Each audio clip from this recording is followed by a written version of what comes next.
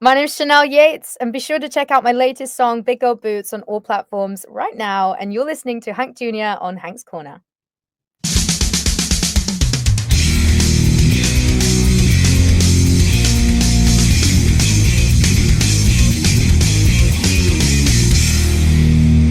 Hello, everybody, and welcome to another exciting episode of Hank's Corner. You know, I'm Hank Jr., part of Hank Jr. Productions, where I'm documenting life's moments through photography, videography, and, of course, podcasting. And it's been a while, but we are doing it again. 2025, we're trying to get back out there, and we are crossing the pond back over to the land of Lisa T, Roisin O'Hagan, Emily Quinn, all been guests on my podcast, and now we're back over there talking with Miss Chanel Yates. Chanel, how are you doing today? Hi, I'm so good. Thanks for having me. And tell us exactly, where are you calling in from across the pond? I'm calling in from London, England. Okay, so where the heart of it is, and it's been a while since I've been to London, and I missed it. We did a trip back in 2008 to London and Ireland, and it's been a long time since then. And now we definitely have one more reason to get back over to the London area. For sure, for sure. And but you've been to the United States. I know that you were in New York last year, and I think it was probably about the same time that I was in the New York area. For those who follow me, know that I'm a little further south, all the way down in Florida, in a little corner in Tampa Bay. But you've been to the United States, whether it's been New York, and I think before that California. What's your impression of the United States? And what are some of the things, the stereotypes that you may have seen us be a part of it that were true or not true? That's funny. You did your due diligence. I love it. So I did. I was in New York last year, and then one of my favorite places. My friends, some of my best friends, live in. Well, they just moved to New York from San Francisco, so I went to San Francisco, and then we did like a road trip to LA. And I love America. I love LA. I've grown up fantasizing of living there forever, and I think country music's been the heart of that. I'm just obsessed with country music. I think it's fun.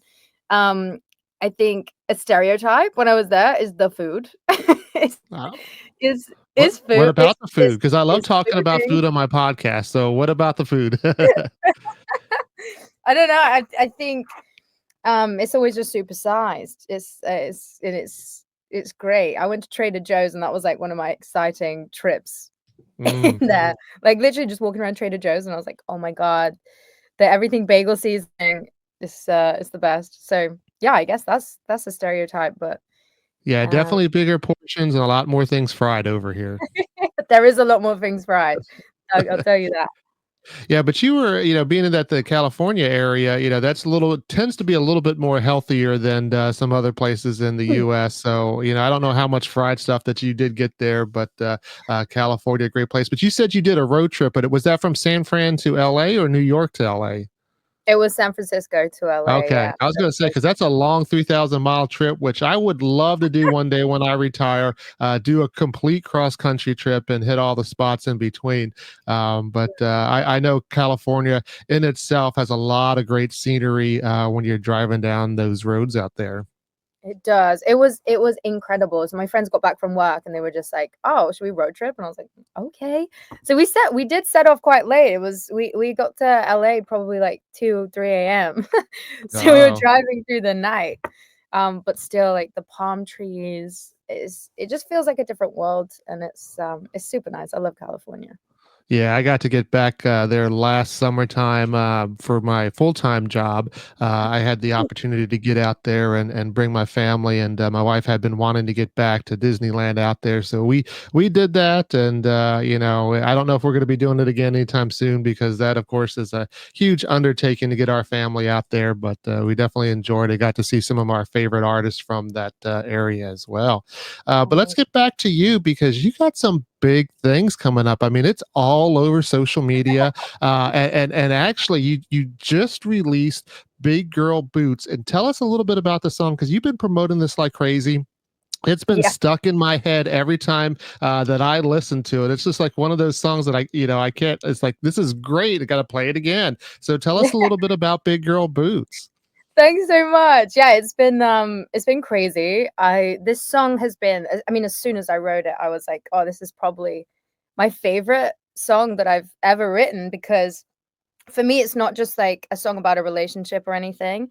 It's mainly like put on your big girl boots and you can do anything you want, anything you dream of. Like it coined from the term um big boy pants. So like we would always say that, and when I was in the studio with my friend Mikey, who wrote that co-wrote the track with me, I was like, "Oh, let's put on our big boy pants and go in the studio and write this song." And he said, "Oh, what if it's big girl boots instead Mm. of big boy pants?" And I was like, "That's genius. We have to roll with that." And I kind of wanted to create like a movement with it, so people can, put on their big girl boots to do anything they want. They can start a new job. They can leave the country. They can leave that toxic ex. They can literally be anybody they want to be. And I want the song to be like a big sister anthem for them, that it just gives them that advice and guidance to go do that thing that you want to do. Go do that crazy thing. Yeah. And it's for everyone, right? And it's just like a saying I wanted to create a movement with. And I Yeah, think it's and that is why it's so great on so many levels. Like I said, I'm enjoying the song for what it is in itself as well. But I thank you. mean, from a marketing standpoint, like just to change from big boy pants to big girl boots, just kind of brings that whole different thing and a little bit of that, women empowerment stuff, and it's women can do things too as well.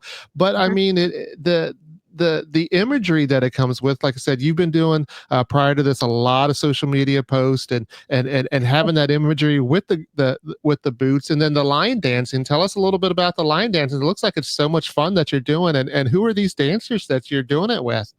Oh my god, hilarious. I'm notoriously known in my family for not being a dancer. I have no coordination. So when I'm on stage, I tend to just, move a little bit as much as it, but I've never danced. I've never danced. And I just, there was something about this song where we were in the studio, and when we first played it out, when we got the mix back, we all just started dancing and like holding each other, and we're like, this is fun.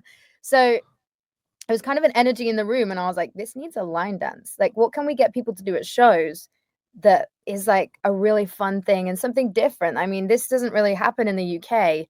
Line dancing at shows is Hmm. it's a very small, it's a very, very small little pocket in the UK, like the UK country scene. So I wanted to bring something different that also had a pop element as well as the country, and to bring line dancing to like a pop country track, I think is really fun. So my friends called the company is called the Country Roses, and my friend Kayla, she runs it, and she's from America as well.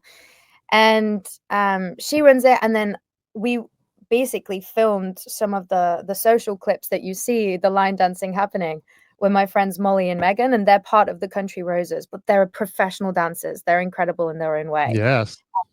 And so line dancing's not their first trained thing, but they're just incredible professional dancers. So they transition into that super well. And when we did the shoot, I wanted to be the only blonde, and they had like this red head and the black hair, and I thought that contrasted really well. Kayla chose them, casted them, and it just worked because we're all really small, we're like pocket sized. We're all like 5'2", 5'3". So it works really well. And yeah, so we recorded the line dance, and the aim is to make it as easy as possible. One, for me to do because I can't dance, and two, for the average daily person who's scrolling online and wants to do a line dance. They can learn that just as easy. And so the aim was make it easy and make it fun. And I think we kind of encaptured that in a good way. Like it has been the most fun, and I see all the videos coming through, people tagging, doing the line dance at home, and it's sick. I've seen somewhere it's like a truck girl, and she drives trucks as a female, and I feel like I don't see that much on social media, and so I loved it. She was putting on her big girl boots, which were her big like work boots, and I thought, how epic is that? And let's see how it's transitioning to different cultures and jobs and life experiences. I think it's really fun to see. It's like an Yeah, empower. and like Yeah, and like I said, I mean, I'm enjoying the song for what it is, but it is definitely a marketing genius, and we're definitely going to do our best here in the Tampa, Florida area to get that song played as many times as we can, as many venues as we can. But of course, we're going to play it first here on Hank's Corner. Here's Big Girl Boots.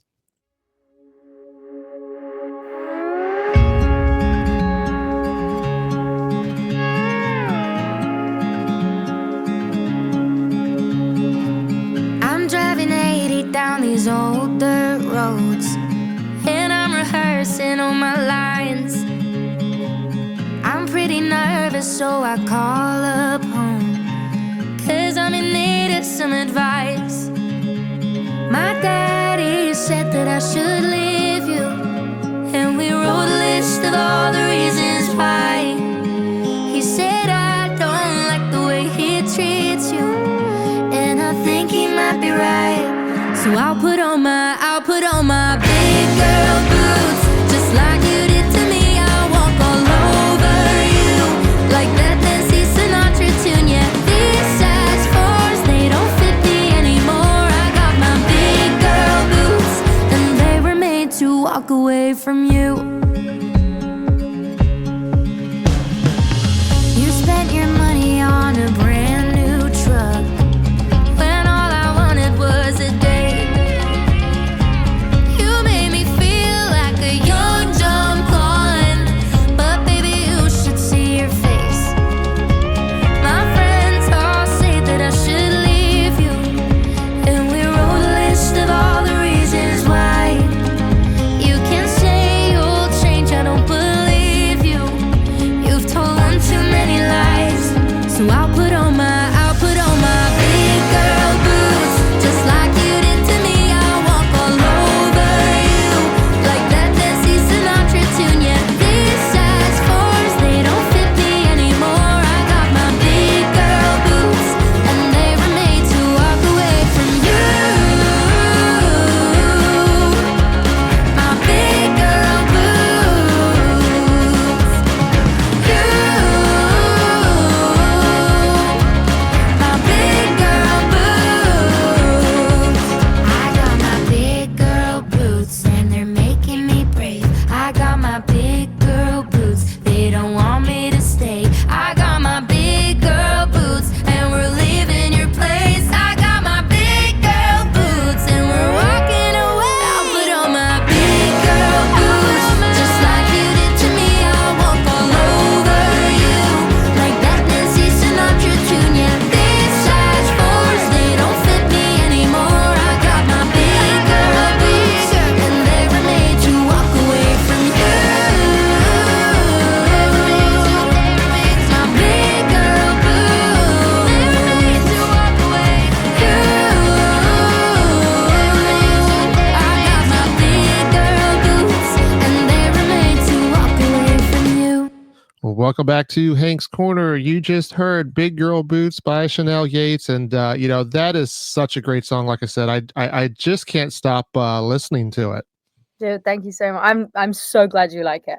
'Cause Yeah, probably and one of my what's interesting, not just about that is, like in that song, but, you recently had a Christmas song come out that's, Cowboy for Christmas, which is kind of along the same lines as far as the way, like, I'm listening to your music. Like, it's one of those songs that I played over and over again, and, you kinda shifted from, a pop culture, into this country culture, and, as much as I did like your songs in the pop, I'm really loving the country thing. How do you feel about, that transition, and are you where you wanna be now as far as the type of music you're putting out?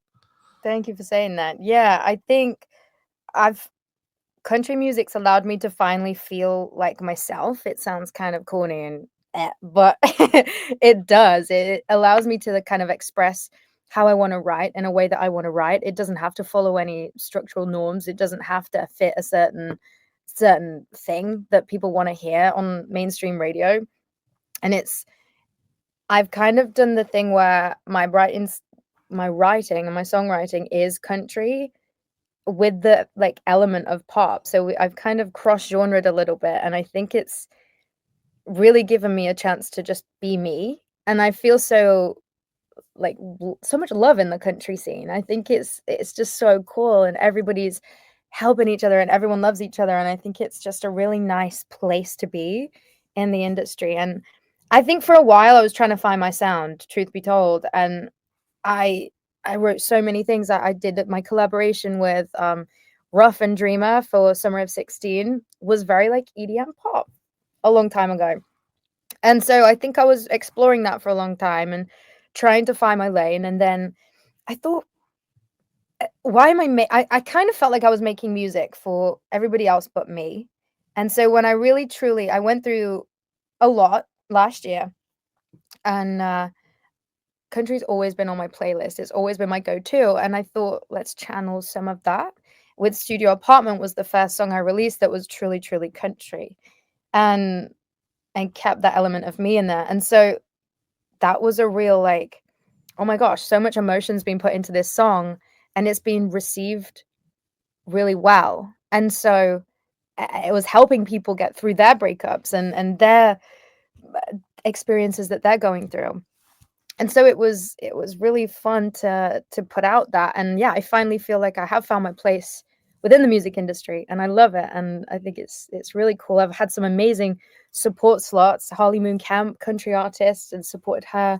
Bella May, she's doing the pop country thing as well. And I think it's been really cool to open up more doors like that, especially in the UK, because not many people are doing pop country in the UK or country in the UK. So I'm grateful I found that and can run with it here and try and be some. Yeah, and you say that there's not a lot of people over there in the UK, quite doing it. But I was actually shocked when I started doing this, podcasting a couple of years back. How popular country is over in the UK, and then especially over in the Ireland area. I was actually kind of shocked. True, in Ireland. But of course, from you being there, you get to see the scene a little bit more, and you can tell that it's still something that's growing, and I'm glad that you're one of the ones that are kind of forefront in this, because like I said, your songs are just like the perfect songs for this time, and to get that movement going. Thank you. I really appreciate that. I really do. But there are some incredible country artists here. Like it's so cool to see as well, because before being in the lane of country pop, you don't see so much, and then you're in it and you're like, whoa, there's actually a huge little section, and there's incredible artists and songwriters, and I want to be like, I want to be sort of at the. I love that you said I'm at the forefront. I really appreciate that, and shine light on the UK artists, because I think they're all incredible, and UK can do country too. Yeah, definitely. And of course, like I said earlier in the show, I've had a few guests that have come on, great guests that have done really well. And, we got some actually some new music that's going to be coming out from them as well. But, you mentioned Summer of 16 and Studio Apartment in this last segment, and we're going to do a double play with those two songs, comparing and contrasting the two genres. And when we come back, we're going to do Two Truths and a Lie.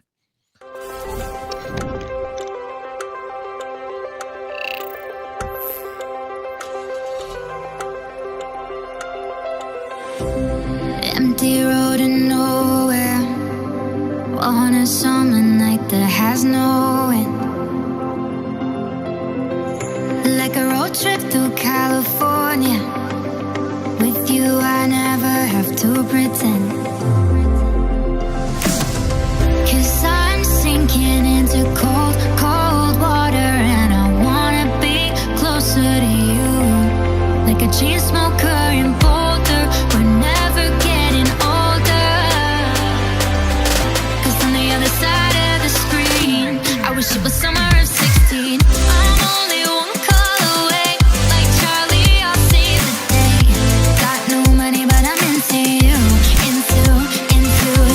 Maybe we're perfect strangers, just not today. 'Cause on the other side of the screen, I wish it was summer of 16. We play pretend in the suburbs, like it was you and me and nobody.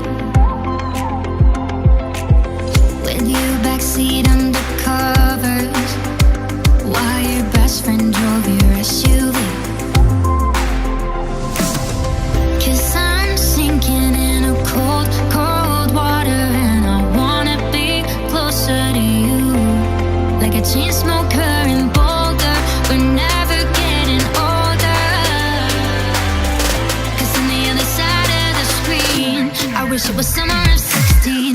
I'm only one call away. Like Charlie, I'll save the day. Got no money, but I'm into you. Into you. Maybe we're perfect strangers, just not today. 'Cause on the other side of the screen, I wish it was summer of 16. I'm only one call away. Like Charlie, I'll save the day. Got no money, but I'm into you. Into you. Maybe we're perfect strangers, just not today. 'Cause on the other side of the screen, I wish it was summer of 16. I'm sinking in a cold, cold water, and I wanna be closer to you. Like a chain smoker and older, we're never getting older. 'Cause on the other side of the screen, I wish it was summer of 16.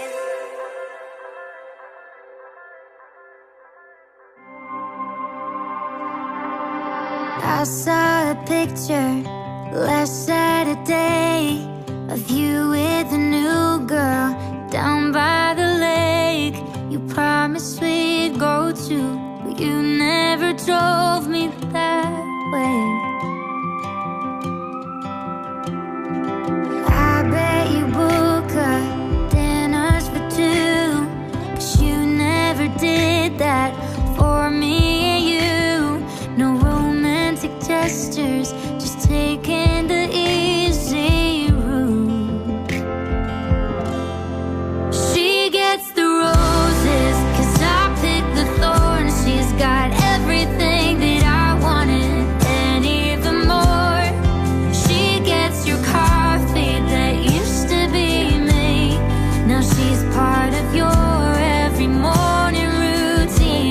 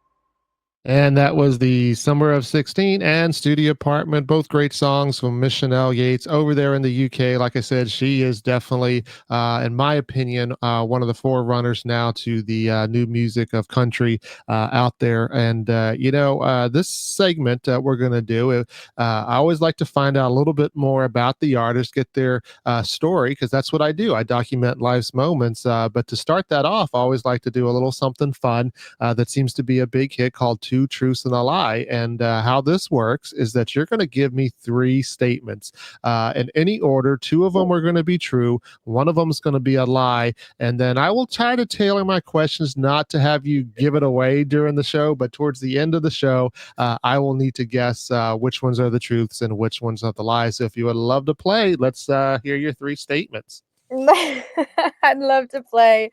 So okay, the two truths and a lie. Saxophone was my first instrument that I played.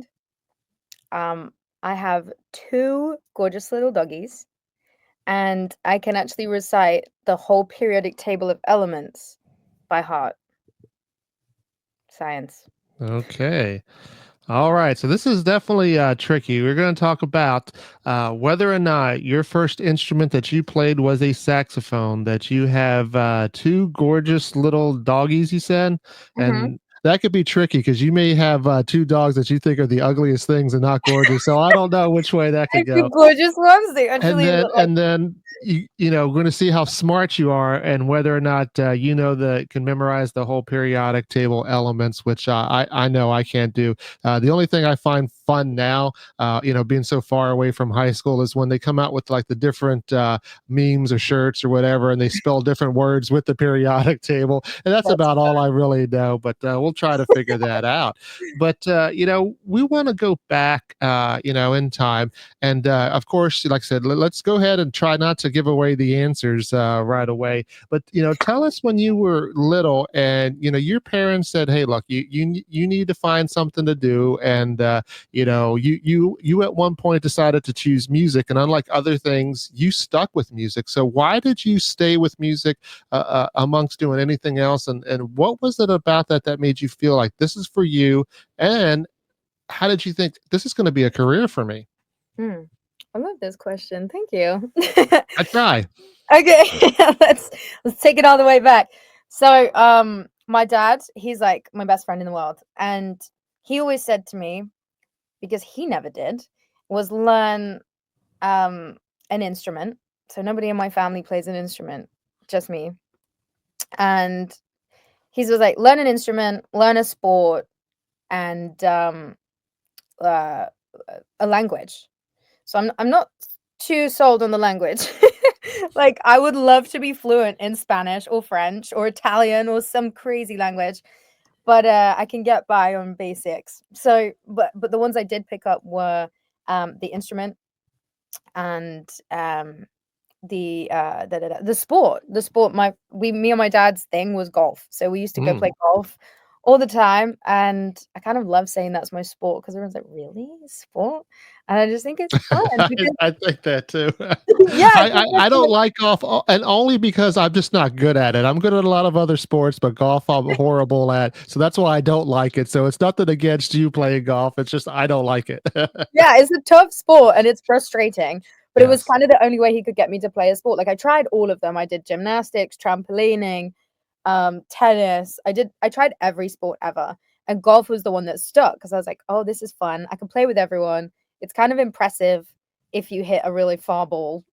And I was like, okay, the thrill from it, I can deal with this. And I don't really typically get injured from golf. Whereas if I played like a physical one, it could result in injury, you know? That's Whereas golf, I true. can go out with the girls, go out with the guys, like do whatever I want to do and play golf. So yeah, it all started. I was like 14. And I played and I literally went on. When did I first start writing? So I played my instrument for a little while, and then I was at school, at high school, and typical, we have like a high school crush. I was obsessed with One Direction. They were like my ride or dies. Like, me and my friendship group, me and my girls loved One Direction. We were Mhm. obsessed. It was kind of a sickening obsession. And so we'd go to every show, everything. But then at the time, same time, I had like my high school crush who was in a relationship. And and he would like console in me and be like, "Oh, what would how could I ask her out?" And I was like, "Just ask me." Just but I was his like best friend, so I couldn't. So I wrote a song about it in front of the whole entire school and put him on blast. And then I realized after I'd finished the song at the school talent show, he was like right at the front, hand in hand with his girlfriend, who he'd like asked me advice on how to ask out. And so I was like, oh my God. And I won the competition because my girls were like so supportive. They're like, yes, Chanel. The song was horrendous, but it was really funny. And so that kind of got me into it. And I was like, oh, I can write songs about shitty things that happen. Oh, can't really say that word, but like write songs about diabolical things that happened or situations that I was in, and put people on blast in the audience. It's been my favorite thing, writing trash songs. So, so I was like, I can maybe do this forever. And then we would go to all the One Direction shows. And so I always think that those really inspired me because I was like, what do I want to do for a job? I had no idea. And I was so confused. I was like, what do I even like? I go from one thing to another. And then there was a feeling that I got whenever I listened to music or watched live music or played it. And it was like crazy adrenaline. Like when I wanted to show a new thing on my guitar, that my dad was like, oh, play this for us. And I'd be like, oh yeah, let me just like get out and just like a whole thing. Because I was the most shy child. Like when I was really young, no, like nobody could even speak to me. I was recluse. I don't know what kind of changed, but I think music really helped me become who I am and be so like open and like can talk. Whereas before I wouldn't be able to because I was That like so nervous and Yeah, and I know that you say you were a shy child, which I'm sure you were, but there were moments, that I've heard that you could be a little, dramatic when it came to drama class. Wait, where have you had this? I got my feelers out there and hear this sort of thing. So, the entertainment business, or not necessarily business, but entertainment in itself, I could tell was running through your veins early on as a child. Yeah, I love to cause tea. I love like the drama. It's good. So like I used to go to the One Direction shows and watch those on stage. And whenever they performed, I just wanted to be like, wait, they're doing that for a job. They're doing that for a living. Like I want to do that. And so that really inspired me. And then X Factor happened and every year I was like, I want to be on it. I want to be on it. But I knew that I was never ready for a show like that when I was growing up. I feel like only now have I really the past year or two found where I am, my exact sound, who I want to be as an artist. And so I'm super grateful for that, but probably wouldn't have been ready then. But yeah, I mean, I'm yapping, but I think what inspired me was my high school crush, like performing that at my school talent show and watching One Direction on stage on tour and wanting to be them. Yeah, and then you got the opportunity to do The Voice UK. Tell us a little bit about that. I did. That was in 2021 now, which feels like a million years ago. Mhm. And it was a really exciting time. I remember getting the call through, and I built like a fort with my little sister in a den, in her room, like with the chairs and the thing, and we just had like a little movie night in the fort. And I got a call that interrupted our Netflix show, and I was like, hold on one second, and just was like, yeah. And she's like, oh, would you like to? I just wanted to say you've got through to the live shows. Would you want to continue? And I was like, yeah, sign me up. So it was a really fun experience. I got to work with Anne Marie, who is an incredible pop artist, and she was my mentor then. And I thought she was super cool. And back then, she was also somebody I would really, even first starting out, I was like, yeah, you were like iconic, and really looked up to her in that sense. So it was great that she was my mentor at the time, and um, it was super fun. I thought it was a great experience, and I got to meet some of my best friends. Jake O'Neill, incredible Mhm, country artist in the mhm. UK. I met him there. We were on I think he was on, I can't remember if it was Tom Jones or Ollie Murs' team. My bad. But he was on the other team, and honestly. He was incredible. And then we both found country. And I think Yeah.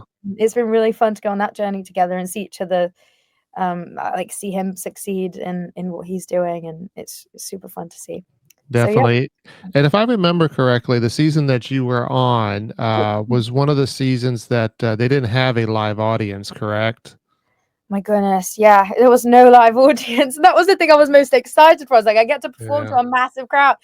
I didn't. It was all screens. And Yeah. So how was that? And obviously you said it was a disappointment because you wanted to, perform live, but does it change the way you perform because it's just different, with all those screens, or did you just, pretend like they were there, or focused a little differently? How's that? Because I mean, I talk in front of a screen all the time, so it's very rare that I do live interviews, so I know I'm probably going to get nervous when I do a actual live interview in person. yeah. But how was it for you? I think you hit the nail on the head, but also probably nerve-wracking anyway, because my mom and dad were at the side of the stage. So I was kind of like, oh God, they're watching me perform. You've got 4 super iconic people Yeah. who are in the chairs judging me. Their backs are turned to you, so you don't know if they're going to turn around. I felt sick, and I'm a yapper, as you can tell. So like backstage, I was yapping to the camera crew, and they were like, "Oh wait, can you just like say that in a different way, or can you just like do so?" I was like, "I haven't got time to think of this right now. I'm just like panicking." But it was fine. I went out on the middle of the stage. I remember the feeling. It gives me like tummy bugs thinking about it. But like I walked out into the middle of the stage, and all I could think about was don't fall, because I'm notoriously just trip. I'm very clumsy. So like that's the one thing was like, don't forget my lines and don't fall. And I didn't fall or forget my lines. So it was great. And Anne-Marie turned like I think I sang Walk in Your Rainbow Paradise, because I did a Harry Styles song fitting for One Hmm. Direction. And she turned on the Paradise like line, so the first line. So I was great. I was like, this is fantastic. Like I can just relax now. But I relaxed a little bit too much. Then my video got a bit of hate on social, Mm. and it was great. It was fine. Love the haters. It's fun. It's all fun and games. But yeah, it was a great experience. I loved it.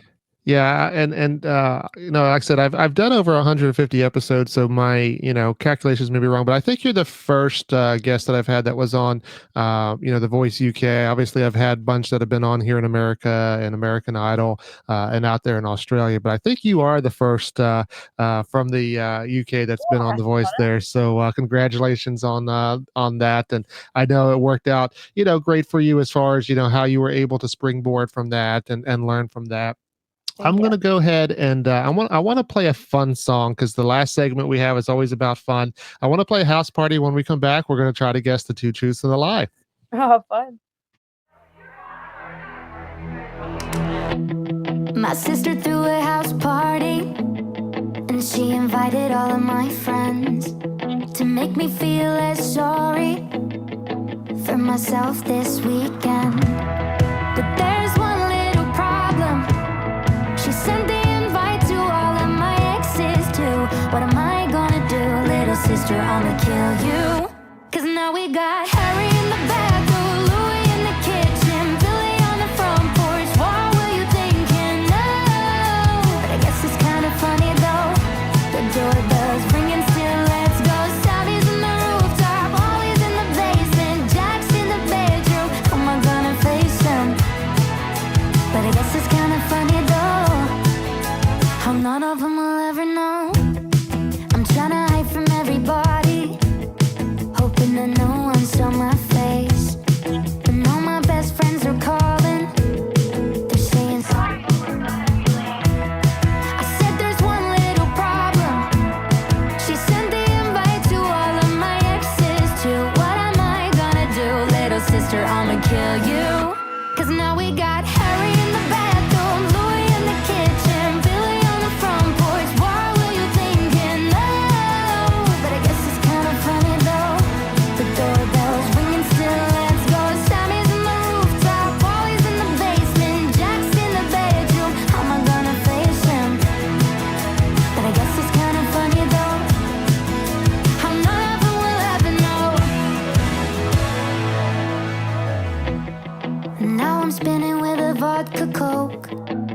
with Joey and Georgia. They're telling me everybody's gotta go, 'cause the party's over. My little sister's out cold on the couch. I think her dad should be home around now. Uh-oh, there he is at the door, and he's yelling something way too loud. He said, "Wait, Harry in the bathroom, Louie in the kitchen, Billy on the front porch. What were you thinking? No." But I guess it's kind of funny though. You better not tell mom that Sammy's on the rooftop, Wally's in the basement, Jack's in the bedroom. How you gonna face him? But I guess it's kind of funny though.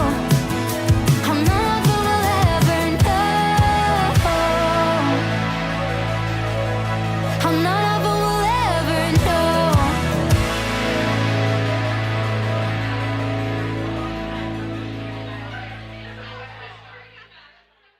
And that was House Party by my special guest, Chanel Yates. And this is Hank Jr., of course. You're listening to Hank's Corner. And, that is such a fun song. Tell me about that. Where did that concept, come up with? Is it based on a true story, or is it just something you put out for fun?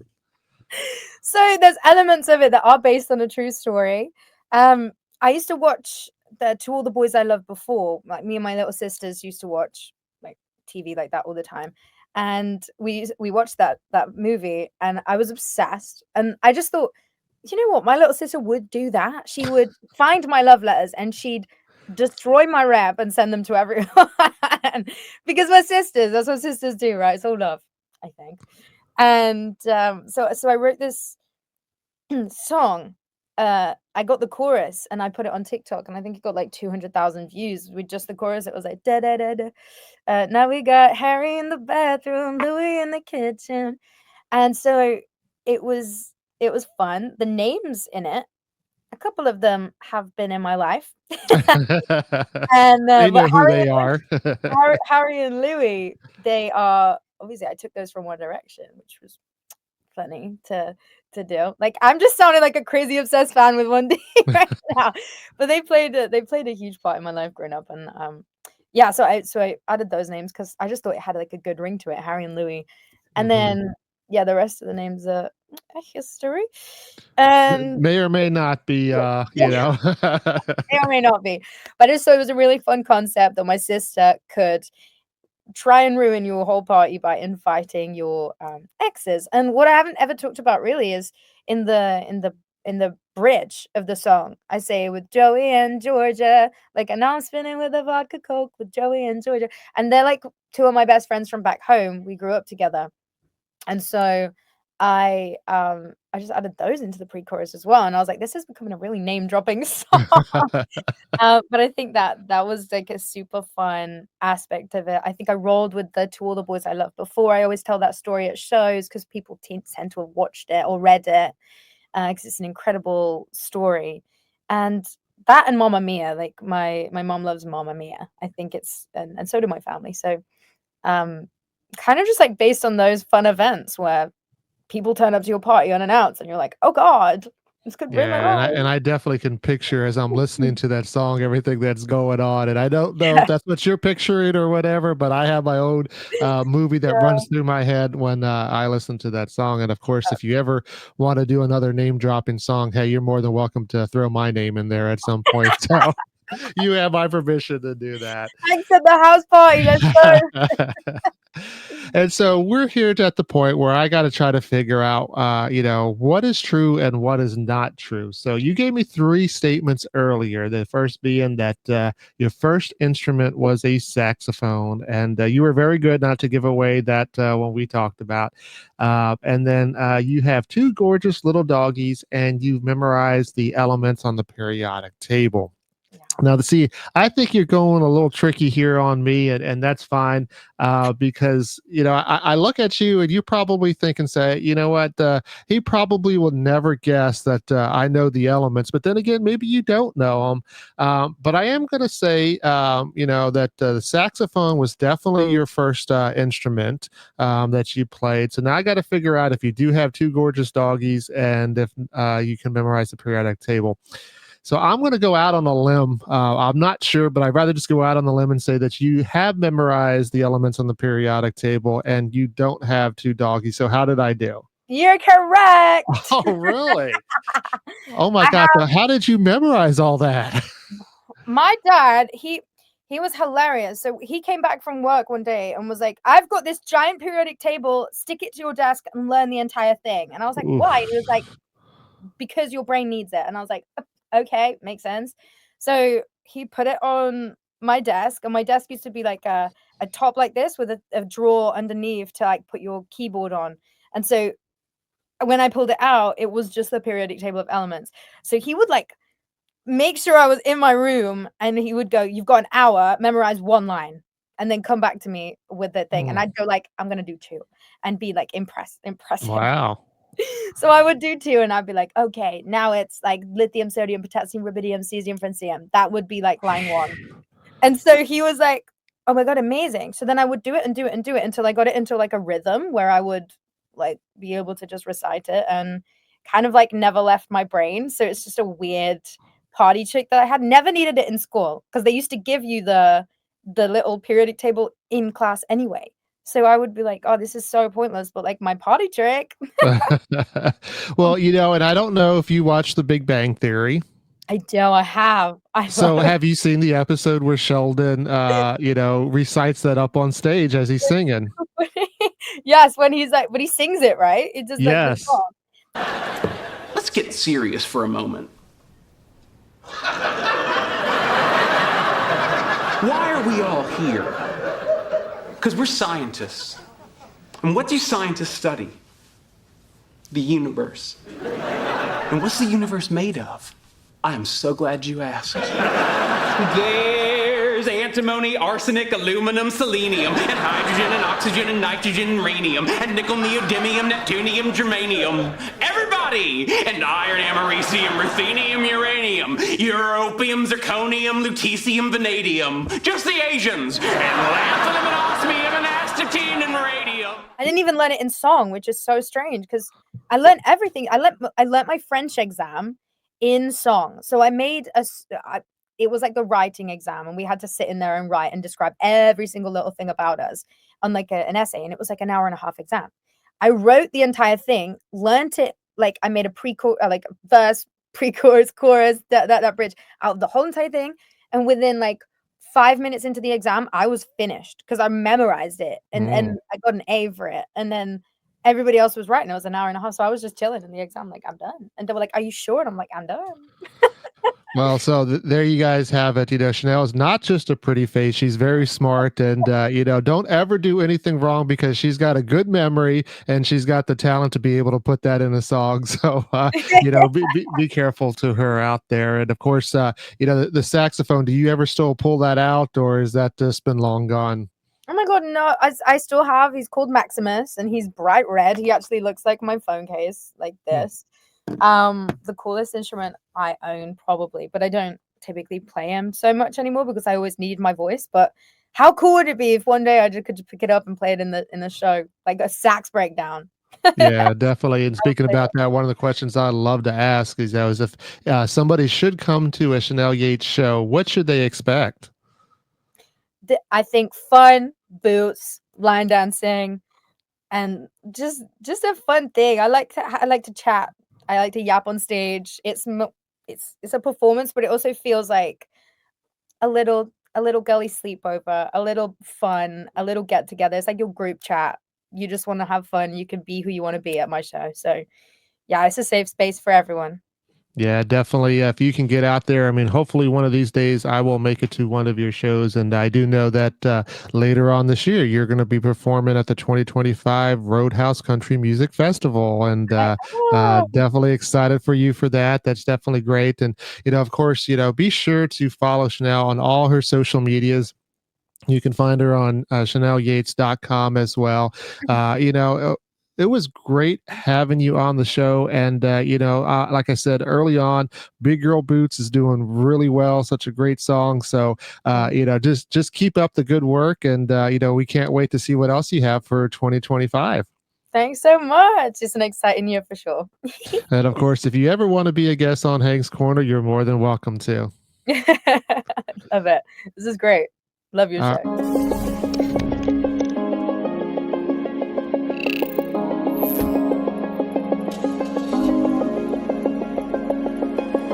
Every day felt like a weekend at the mall on a Wednesday evening, or going out with all my friends to the drive-in.